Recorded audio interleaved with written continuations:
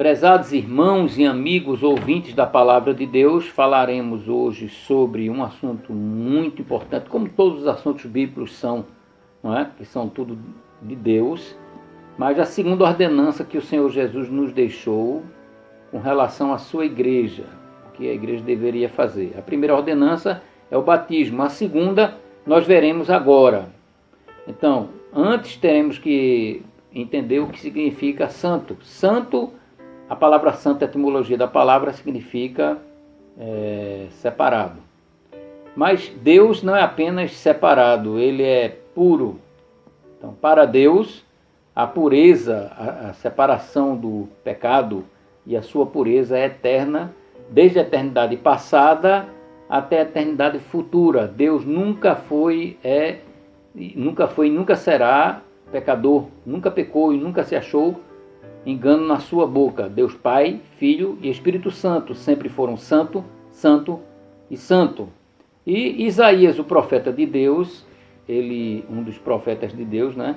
Ele escreve no capítulo 6, versículo 3 do seu livro, sobre serafins que estavam clamando a Deus, e dizia o seguinte: e clamavam uns aos outros, dizendo: Santo, Santo, Santo é o Senhor dos exércitos, toda a terra está cheia da sua glória. Essa exaltação foi proferida pelos serafins, que são anjos não caídos, anjos de Deus, que foram criados por Deus e passam o tempo todo servindo a Deus e servirão para sempre, né? Na eternidade futura. Então, santo, Deus é santo. Inquestionavelmente, Deus sempre foi, e será santo. Com relação aos servos de Deus, aqueles que se convertem a Deus, os que se convertem também depois que o Senhor Jesus morreu na cruz, né? Antes, os convertidos se convertiam ao que iria acontecer com o Messias que viria. Mas depois que o Senhor Jesus morreu na cruz e derramou o seu sangue, aquelas pessoas que ouviram o seu evangelho e se convertem ao Senhor Jesus são tidas por Deus como santos. Não santos sem pecado, mas separados por Deus, separados do mundo, né? Primeiro, santificados pelo sangue de Jesus, que segundo 1 João capítulo 1, versículo 7, o sangue de Jesus Cristo nos purifica de todo o pecado. Então, nos purifica continuamente. O sangue de Jesus nos purifica. Aquelas pessoas que receberam Jesus como Salvador e Senhor, um único Salvador e Senhor, não é como Salvador e Senhor, mais alguma coisa. Ele, o único Salvador e Senhor. Mais ninguém. Não há outro Salvador, não há outro Senhor, não há outro caminho, não há outra vida eterna, não há outra verdade. Só o Senhor Jesus é o caminho.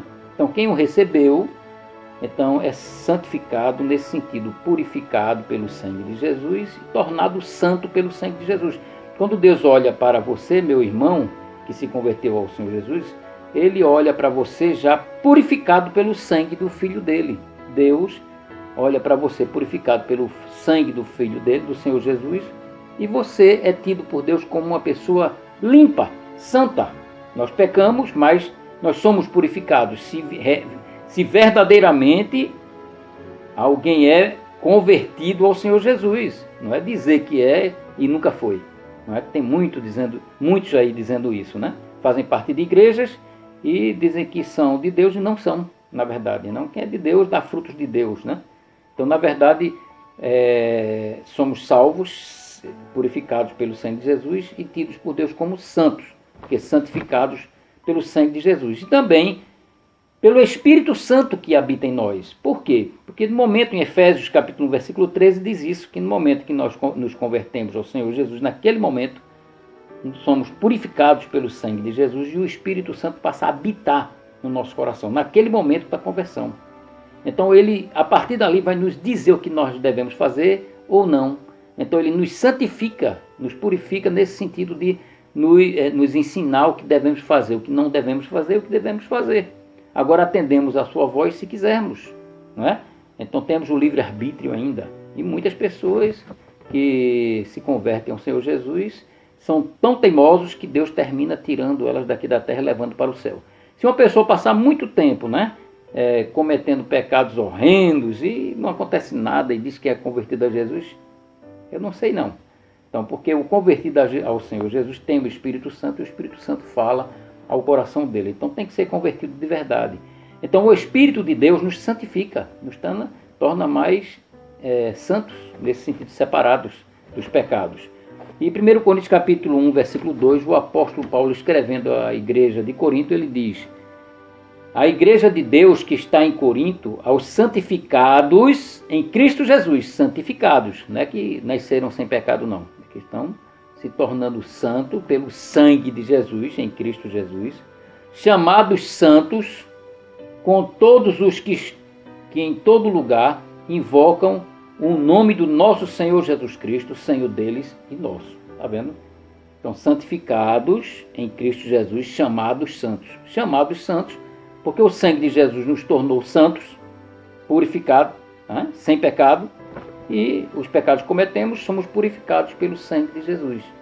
Nós não pecamos como antes. A diferença entre um convertido e não convertido, que o convertido não gosta de pecar e luta contra o pecado, porque o Espírito Santo o convence disso. Mas quem não é convertido, ele ama pecar. E continua pecando, escondido ou não, mas Deus vê todas as coisas. É isso? E acontece. Em 1 Pedro, capítulo 1, versículo 2, o apóstolo Pedro, escrevendo a sua primeira carta, ele escreve o seguinte: eleitos segundo a presciência de Deus Pai, ou seja, Deus já sabia que iríamos nos converter ao Senhor Jesus, por isso nos elegeu, pela presciência. Ou seja, ele já sabe quem vai se converter até o fim do mundo e quem não vai. Ninguém engana Deus. Então, eleito segundo a presciência de Deus Pai, em santificação do Espírito Santo, do Espírito, para a obediência e a aspersão do sangue de Jesus. Graça e paz vos sejam multiplicados. Não é isso? Então, santificados pelo Espírito Santo e pelo sangue de Jesus. Naquele tempo, antes do nascimento de Jesus, quando os judeus serviam no templo, eles tinham o altar, a mesa, a tenda, a arca, os utensílios, e tudo era santificado conforme um ritual que Deus mandou que eles praticassem com os sacerdotes judeus, Então, Êxodo capítulo 30, versículos 29 e diante, você abra lá e leia, que eles usavam azeite e especiarias para santificar tanto o altar, como a mesa, como a tenda, como a arca, como os utensílios. Mas tudo isso eles tinham que repetir sempre, porque na verdade era só um ritual que simbolizava o que aconteceria com o Cordeiro de Deus. Não é isso? Agora, sobre a ceia, qual o certo dizer? A ceia do Senhor, a missa ou a Santa Ceia? O que é que Deus nos diz a respeito disso? Primeiro, nós não encontramos na Bíblia a expressão missa. Missa, missão. Não tem essa expressão missa com relação ao sacrifício de Jesus em Bíblia nenhuma do mundo inteiro. Então, a missa é a repetição do sacrifício de Jesus. Então, literalmente, quando o sacerdote, o padre, levanta aquela hóstia grande ali, no altar, quando ele está levantando e quebra a hóstia no meio, ele está matando ali no sacramento, na Eucaristia, ele está matando o Senhor Jesus de novo. Ou seja, cada missa é um sacrifício cruento, ou seja, como se estivesse matando literalmente Jesus Cristo. Não é um memorial, é um sacrifício mesmo. Esse dogma católico se chama transubstanciação. Então, o catolicismo romano, fundado por Constantino Magno, imperador romano, no ano 325 depois de Cristo, no Concílio de Nicéia, é um outro cristianismo, prega exatamente essa missa que é matar o Senhor Jesus, mas ele não vai morrer mais. Jesus ressuscitou e nunca mais irá morrer. Ele voltará vivo em carne e ossos, conforme está escrito em Lucas 24, 39. Ele ressuscitou em carne e ossos, então ele vai voltar com o mesmo corpo que ressuscitou. Então a missa é um sacrifício cruento, por isso que o sacerdote, o padre, quando coloca a hóstia na boca do fiel, eu já fui muito católico, era coroinha também, então quando ele coloca a hóstia, ele diz o corpo de Cristo, ele está dizendo que ele está dando a carne mesmo, literalmente, de Jesus Cristo na sua boca, meu amigo. Então isso é impossível acontecer. Primeiro, porque Jesus nunca mais vai morrer. Segundo, como é que ele vai morrer em todas as missas? Matando Jesus continuamente, todo dia tem missa em todo mundo. Então, matando Jesus todos os dias, isso não existe. Então, é um dogma que não tem nem fundamento, nem bíblico e nem lógico, de jeito nenhum, né? Mas a ceia que é de Jesus Cristo, a ceia do Senhor bíblica, que nós não encontramos aqui nenhuma expressão bíblica de a Santa Ceia. Então, mesmo sendo de igreja evangélica, se disser a Santa Ceia, está errado. Deus nunca tratou a ceia como a Santa Ceia. Na Bíblia nós só encontramos textos que falam sobre a ceia do Senhor, não a Santa Ceia. Não encontramos a Santa Ceia. Então é a expressão errada. Então nós temos que usar como está na palavra de Deus. E diz aqui em Lucas no capítulo 22, 19, que Jesus Cristo, quando tomou o pão na última Páscoa, e a Páscoa eles separavam os ázimos, que eram o fermento, tiravam da casa durante uma semana antes da Páscoa, para celebrar a Páscoa sem o fermento, porque o fermento, na maioria das vezes aqui na Bíblia, ele significa pecado e doutrina falsa. Então não podia estar naquele sacrifício da Páscoa, porque simbolizava Jesus, que é santo. Ele não tem pecado nem tem doutrina falsa. Por isso que era afastado dali da Páscoa todo tipo de fermento da casa mesmo, né? Eles celebravam a Páscoa com cordeiro assado, com ervas amargosas, para lembrar que eles lembrarem que foram escravos no Egito durante cerca de 400 anos, 430 anos, e Deus os libertou. Então aquela erva amargosa é para lembrar a escravidão. Ainda que eles não vivessem naquela época, eles estavam lembrando sempre daquele momento. Mas Jesus Cristo, ele celebrou a última Páscoa e a primeira ceia. Então na Bíblia, na única palavra de Deus, nunca houve, não é, jamais haverá transubstanciação, nem com hóstia, que é a bolacha de farinha de trigo, mas foi com pão, sem fermento. E também transubstanciação, que é a transformação daquele pão em carne, literalmente, não existe. Jesus não tirou um pedaço da sua carne e foi dando a eles, não. Eles estavam comendo ali pão, e era pão, não era nem bolacha, como fazem na missa. Em Lucas, no capítulo 22, versículos 7 em diante, diz: chegou, porém, o dia dos ázimos, ou seja, dos pães sem fermento, que fermento simboliza na Bíblia muitas vezes doutrina falsa e pecado. Então, não pode simbolizar o corpo de Jesus com pecado nem doutrina falsa. Então, chegou, porém, o dia dos ázimos, em que importava sacrificar a Páscoa, e mandou a Pedro e a João, dizendo: ide e preparai-nos a Páscoa, para que a comamos.